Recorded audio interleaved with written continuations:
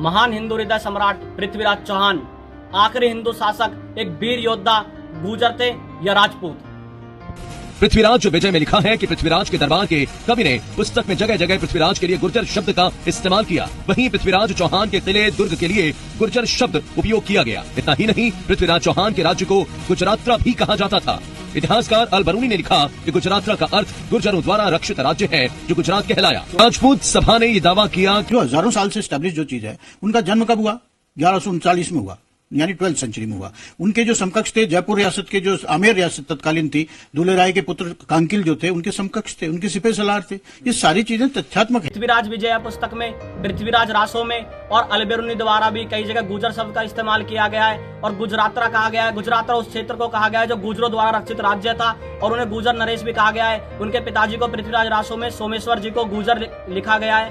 राजपूतों का कहना है कि वो राजपूत थे, चौहान वंश राजपूत वंश है और वो राजपूताना राज्य था जहाँ पे उनका शासन था। बात को लेकर ट्विटर पर भी ट्रेंड चलता है कि गुर्जर सम्राट पृथ्वीराज चौहान, राजपूत सम्राट पृथ्वीराज चौहान। और सोचने की बात यह है कि ये दोनों ही ट्विटर पे ट्रेंड कर रहे थे और हिंदू हृदय सम्राट जो होना चाहिए था, हम सभी ने उसको प्राथमिकता नहीं दी। क्यों आपस में लड़के धर्म को कमजोर किया जाता है? ये एक ऐसा मुद्दा बना दिया है कि एक पक्ष कहता है कि दूध सफेद होता है और एक पक्ष कहता है दूध काला नहीं होता। तो है कोई इस बात का कोई तोड़? इस विवाद ने एक महान सम्राट के अस्तित्व के ऊपर ही सवाल खड़ा कर दिया है। अगर उन्हें हिंदू हृदय सम्राट के रूप में सम्मान दिया जाए तो शायद ये सबसे सही होगा। अब विवादों में ही रुचि क्यों लेते हैं? एक पन्ना दाय गुजरी का उदाहरण, एक कहानी है कि उन्होंने एक राजपूत राजा के पुत्र को बचाने के लिए अपने बेटे की बलि दे दी थी। ये पूरे विश्व में मिसाल दी जाती है और इसे हम एकता के रूप में मिसाल को पेश नहीं कर सकते हैं क्या? पृथ्वीराज चौहान जी 13 साल की उम्र में राजा बने। उन्होंने बहुत सारे युद्ध लड़े और बहुत सारे युद्ध जीते। मोहम्मद गौरी को कई बार हराने के बाद भी उन्होंने जीवन दान दिया और जब मोहम्मद गौरी ने उन्हें एक बार हरा दिया तो उन्हें अफगान ले गए कैदी बनाकर। और अफगान ले जाने के बाद जब पृथ्वीराज चौहान जी ने उन्हें शब्दभेदी बाण से मोहम्मद गौरी को मारा था। शब्दभेदी बाण एक बहुत अनोखी शक्ति है कि किसी की आवाज द्वारा भी, किसी अंदाजे से भी किसी चीज को मारा जा सकता है। यह पृथ्वीराज चौहान जी के पास शक्ति थी। पृथ्वीराज चौहान जी हमेशा धर्म की रक्षा के लिए युद्ध लड़े थे। पृथ्वीराज चौहान जी धर्म के प्रतीक है, एकता के प्रतीक है।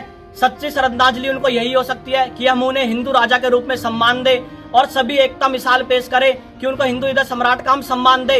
हमें अपनी जाति पर गर्व होना चाहिए, अच्छी बात है। मुझे भी गर्व है कि मैं गुर्जर हूँ। हमारा सबका इतिहास बहुत ही प्रबल रहा है और लेकिन सबसे पहले हम भारतीय है और हिंदू है और फिर हम किसी जाति में है, तो हम सभी एकता की मिसाल पेश कर सकते हैं। ये सभी हम सबको करने की जरूरत है। हम आपस में लड़ते हैं, विवाद बनाते हैं, बहस करते हैं, इस चीज का अन्य लोग फायदा उठाते हैं और हमारा मजाक बनाते हैं और हम अपना मजाक बनवाते हैं। हम एकता को, जहां में एकता की मिसाल देनी चाहिए वहां पे हम एकता को खत्म करते हैं। 5 उंगलियां साथ होती है तो ये ताकत बनती है और अगर उंगलियां अलग अलग होती है तो इनकी ताकत कम हो जाती है। ये हम सबको समझने की जरूरत है। उस हिंदू हृदय सम्राट को वो सम्मान देने की जरूरत है जो इसके वो हकदार है, जो वो हम सबके लिए लड़े है। उस धार्मिक स्रोत को, उस धार्मिक प्रेरणा को, उस योद्धा को जो सम्मान देना चाहिए वो हम सबको देने की जरूरत है। हिंदू हृदय सम्राट पृथ्वीराज चौहान जी अमर रहे। महाराज पृथ्वीराज चौहान जी की जयंती की हार्दिक शुभकामनाएं।